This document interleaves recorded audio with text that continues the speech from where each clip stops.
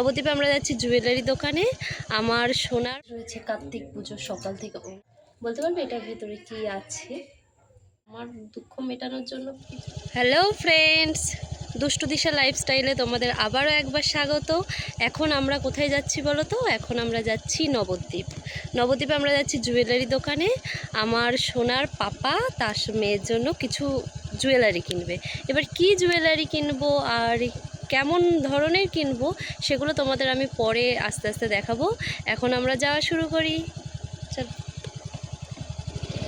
এই যে আমি, আমার বর আর আমার কন্যা তিনজন মিলে যাচ্ছি। আমরা চেষ্টা করেছিলাম আর একটু আগে যাওয়ার, যাতে রোদটা থাকে। আসলে বাচ্চা নিয়ে গেলে না রোদের মধ্যে খুব ভালো হয় আর কি।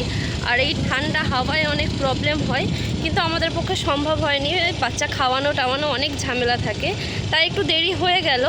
আর এই যে চারপাশে দেখছো শুধু জমি আর জমি। এখানে না প্রচুর পরিমাণে সবজি চাষ হয়। তোমার উচ্ছে, বেগুন, পটল, মূলো, বেতের বোনা, ধামাকুলো সব পাওয়া যায় এখানে, কোনো ব্যাপার না। আর ধান চাষ তো এখন প্রায় উঠে গেছে, তাই ধানের জমি তোমাদের দেখাতে পারবো না। এখানে প্রচুর, এই যে দেখতে পাচ্ছ বেগুনের জমি, এই যে আসছে বেগুন। আর এই যে লঙ্কা, কর্তামশাই বলে দিল লঙ্কা, আমি যদিও দেখতে পাইনি ভিডিও করতে করতে। এখন আমরা যাব নবদ্বীপ। নবদ্বীপ গিয়ে দেখা যাক কী নিই আর কী নেবো, সে তো তোমাদের অবশ্যই দেখাবো। তার সেটা দেখতে হলে পুরো ভিডিওটা দেখো, স্কিপ না করে দেখো। হ্যাঁ এই তো কি কি কি মা, এই যে বুড়ি।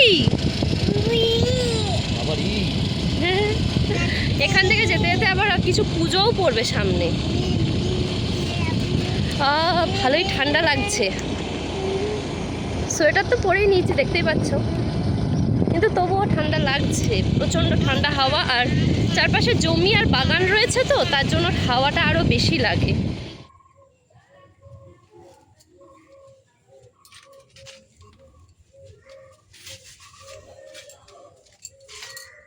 হ্যালো ফ্রেন্ডস, গতকাল তো তোমাদেরকে বললাম যে আমরা মেয়ের জন্য কিছু জুয়েলারি কিনতে যাব। আসলে কালকে আমরা গেছিলাম নবদ্বীপ মেয়ের জন্য কিছু জুয়েলারি কিনতে, কিন্তু তারপর সত্যি কথা বলতে ফিরতে তো আমাদের অনেকটা রাত হয়ে গেছিলো, যে কারণে আর কি কিনেছি না কিনেছি কিচ্ছু ভিডিও করা সম্ভব হয়নি। আর আজ রয়েছে কার্তিক পুজো, সকাল থেকে অনেক অনেক অনেক কাজ। এবার কি করব, সব কাজ কমপ্লিট করে স্নান করে রেডি হয়ে আমি ভাবলাম যে একবার একটু একটা ভিডিও ক্লিপ নিয়ে নিই, তোমাদের একটু দেখিয়েই দিই গতকালকে কি কি কিনে এনেছি। গতকালকে সোনা মায়ের জন্য ওর পাপা অনেকগুলো সোনার গয়না কিনেছিল। এবার তার মধ্যে আমার সবগুলো পছন্দ হচ্ছিল না, যে কারণে আমি কিছু সিলেক্ট করেছি। এবার বাইরে প্রচুর আওয়াজ হচ্ছে, বাড়িতে অনেক লোকজন আছে, তো সেই হিসেবে আওয়াজটা একটু বেশিই আসছে। তো কিছু করার নেই, এর মধ্যে আমি ভিডিওটা শেষ করে নেব। তো গতকালকে আমরা গেছিলাম তোমার অশ্বিনী গোল্ড জুয়েলারিতে। তো ওদের অনেক কালেকশান ছিল জানো তো, ওদের সিলভার কালেকশান রয়েছে, তারপর তোমার গোল্ডের কালেকশান রয়েছে। তা আমার ইচ্ছা ছিল হালকা পাতলা কিছু নেওয়া, কিন্তু বাবার জন্য মেয়ের জন্য বাবা কখনো হালকা পাতলা নিতে পারে না, সেই হিসেবে কিছু জুয়েলারি নেওয়া হয়েছে। তার সাথে সবার আগে একটা জিনিস নেওয়া হয়েছে যেটা আমার খুব পছন্দ ছিল, হয়তো সেটা গোল্ড নয় সিলভার, কিন্তু তবুও আমার সেটা খুবই খুবই খুবই পছন্দ। তোমাদের সাথে শেয়ার করি, দেখো তোমরা কেমন হয়েছে।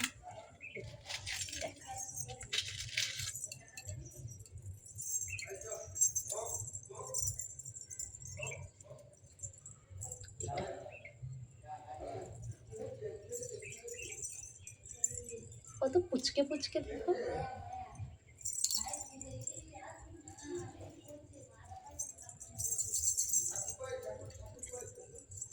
আমার মেয়ের বয়স যেহেতু 1.5 বছর, এটা ওর জন্য নেওয়া হয়েছে। ভালো লাগছে না? আমার তো খুব পছন্দ হয়েছে, যদিও আমার নূপুর নেওয়ার কোনো প্ল্যান ছিল না, কিন্তু হঠাৎ করে গিয়ে দেখলাম এটা আমার খুব পছন্দ হয়ে গেছে। নিচ থেকে আমার মেয়ে চেঁচাচ্ছে, হয়তো তোমরা সাউন্ড পাচ্ছ। এটা আমার গিয়ে খুব পছন্দ হয়ে গেল, ওই জন্য এটাকে নিয়ে নিলাম।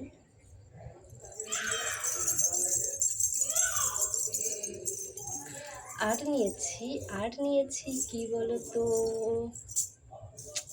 বলো, গেস করতে পারছো কি আছে? এই যে এটা, বলতে পারবে এটার ভেতরে কি আছে? আমি বললাম যে আমায় কিছু কিনে দাও, আমাকে কি বললো জানো? বললো কিনা যে বিয়ে থেকে অনেক কিছু তোমায় দিয়েছে, এবার যা কিছু দেবো মেয়েকে দেবো। ভাবো, এটা ভাল লাগে? মানে মেয়ে হয়ে গেছে বলে আমি আউট, মেয়েটা পেলো কোথায়? তো চলো ঠিক আছে, আর বেশি ভনিতা না করে তোমাদেরকে দেখিয়ে দিই আমার সোনা মায়ের জন্য ওর পাপা কি গয়না কিনেছে। দেখাই।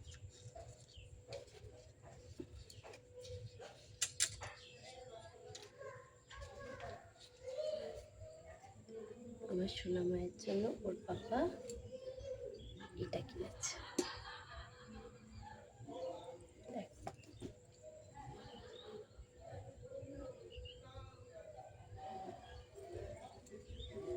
ডিজাইনটা বেশ সুন্দর লাগছে না?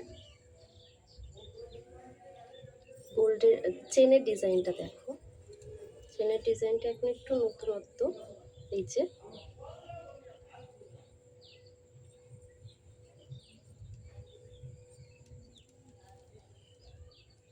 এটা কিনেছে আমার সোনা মায়ের জন্য ওর পাপা।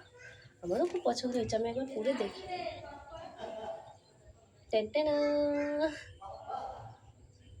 কেমন লাগছে? আমার আমাকে কিনে দেয়নি, আমাকে বিয়ের সময় দিয়েছে বেশ কিছু গয়না। বিয়ের সময় যে গয়নাগুলো দিয়েছে বড্ড ভারী ভারী গয়না গো। এইটা আমার খুব পছন্দ হয়েছে, যদিও এখন আমার মেয়ে খুবই ছোট, ও তো পড়তে পারবে না, আমিই পরবো। তো আমরা প্রথমে ভেবেছিলাম যে কিছু ইয়াররিং দেখবো কিংবা রিং দেখবো, কিন্তু শেষ পর্যন্ত দেখলাম যে না, এটা খুব সুন্দর লাগছে। সেই হিসেবে আমার কর্তামশাই বললো মেয়েকেই তো দিচ্ছি, অত কিপটেমো করে লাভ নেই, চলো এটা নিয়ে নিই। আমার তো ভালোই লেগেছে।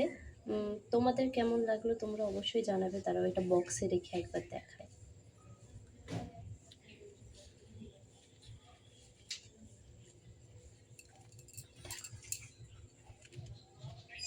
এটা কিন্তু অনেকটা লম্বা চেন।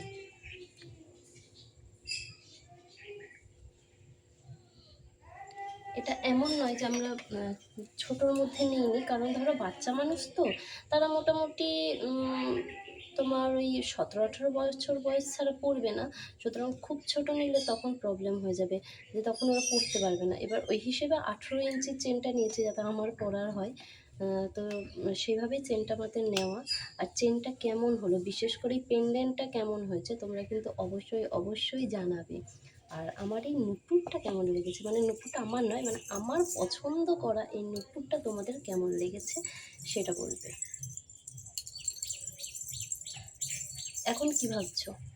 এখন ভাবছো কালকে সালোয়ার টালোয়ার পরে কুর্তি টুর্তি পরে ভিডিও করলাম, শুরু করলাম, আজকে এত সেজেগুজে কেন আছি? হ্যাঁ, কেমন লাগছে বলো? যে সেজেগুজে আছি কারণ আমার বাড়িতে কার্তিক পুজো হবে, এবার নিচে ঠাকুর ঠাকুর চলে এসেছে, এবার পুজোর কিছু কাজ টাজ চলবে। আর বুঝতেই পারছো বাঙালিদের পুজো মানেই শাড়ি, শাড়ি মানেই পুজো, এরকম একটা ব্যাপার রয়েছে। সেই হিসেবে আমি স্নান টান করে এখন চুল শুকাতে পারিনি, শাড়িটা পরে জাস্ট ছাদে এসে ভিডিওটা করছি। কারণ নিচে এত বেশি লোকজন আছে, এত আওয়াজ হচ্ছে, তোমরা এমনি ওপর থেকেও আওয়াজ পাচ্ছ স্বাভাবিকভাবে, যে আমার পক্ষে ঘরে বসে ভিডিওটা করা সম্ভব ছিল না। আর ভাবলাম যে ভিডিওটার কিছু অংশ যখন কালকে করেই ফেলেছি, তাহলে আজকে করে কমপ্লিট করে দিই, তাই জন্য এইটা করা। আর শাড়ি আমি খুব একটা পরি না, তবু আজকে নিজে নিজে চেষ্টা করে পরেছি। কেমন লাগছে বলো? এই শাড়িটা কে দিয়েছে বলো তো? এই শাড়িটা না আমার দিদি আমাকে গিফট করেছিল, আজকে 3 বছর আগে গিফট করেছে, কিন্তু আমি এখনও পরে উঠতে পারিনি। আজকে ফার্স্ট টাইম পরলাম। শাড়ি সাজগোজ নিয়ে আমাকে কেমন লাগছে অবশ্যই জানিও, আর বিশেষ করে জানিও আমার এই জুয়েলারি কালেকশানগুলো তোমাদের কেমন লেগেছে। আর কালকে যাওয়ার সময় আমি ভাবলাম মাঝখানে ভিডিওটা করে বলে দিই কী কিনতে যাচ্ছি, কিন্তু পরে দেখলাম কর্তামশাই বললো না, একটু সাসপেন্স রেখে দেওয়া ভালো, সেই হিসেবে আর জানানো হয়নি। আর আজকে যে দেখিয়ে দিলাম আমার মেয়ের জন্য তার বাবা কী কী এনেছে। মেয়ের ক্ষেত্রে বাবারা একটু উদার হয় জানো তো, কারণ কি বলো তো, বাবারাই পারে মেয়েকে রাজকন্যা করে রাখতে, এটা কিন্তু একদম বাস্তব কথা। সেটা তোমার বাবা হোক বা আমার বাবা হোক বা যার বাবাই হোক না কেন, বাবারা সব সময় মেয়েদের জন্য অনেক উদার মনের হয়, বাবারা সব সময় মেয়েদের জন্য আদর্শ হয়। যেটা আর আমার কর্তামশাই তো থাকে না এখানে, থাকে সে বাইরে। সেই হিসেবে খুব অল্প সময় সে মেয়েকে কাছে পায়, আর যেইটুকু সময় কাছে পায় সেইটুকু সময় সবসময় চেষ্টা করে মেয়ের সাথে সময় কাটানোর, মেয়ের সাথে খেলা করার। আর সেই জন্য ভালো লাগে, আমার চাপটাও একটু কমে। আমি সারা বছর তো অপেক্ষা করে থাকি কখন আসবে, কবে আসবে। আর যখন এসেছে তখন এই ঘোরা-ঘাড়া এটা নিয়ে ভিডিও করা খুবই মুশকিল হয়। তো আমার একটু দুঃখ লাগছিল যে আমার জন্য কিছু কিনলো না। সেই হিসেবে জানো তো আমার দুঃখ মেটানোর জন্য কিছু কুর্তি কিনে দিয়েছে। মেয়ের জন্য লাখ টাকার গয়না। আর ও হ্যাঁ, এই গয়নাটার ওয়েট কিংবা ভ্যালু তোমাদের বলা হয়নি। এই গয়নাটা এই যে চেনটা কিন্তু খুব বেশি ওয়েটের আমরা কিনিনি। এই চেনটা এটা তো মোটামুটি 6 গ্রামের কাছাকাছি আছে। একদম পাতলা চেন নিলে আবার যদি ছিঁড়ে-টিড়ে যায়, সেই হিসেবে ওই 6 গ্রামের কাছাকাছি চেনটা রয়েছে। চেনটার ভ্যালু পড়েছে আমাদের ওই ৭২,৫০০ সামথিং এরকম পড়েছে। আর লকেটটা সেটা নয় থাক, লকেটটা ১ গ্রামের লকেট আছে। তো চেন সহ লকেট তোমাদের কেমন লাগলো তোমরা অবশ্যই জানিও, আর বিশেষ করে ভিডিওটা তোমাদের কেমন লাগলো তোমরা জানিও। ভিডিওটা যদি ভালো লেগে থাকে তাহলে লাইক, কমেন্ট, শেয়ার করো, আর আমার চ্যানেলটা সাবস্ক্রাইব করে পাশে থেকো। Bye bye.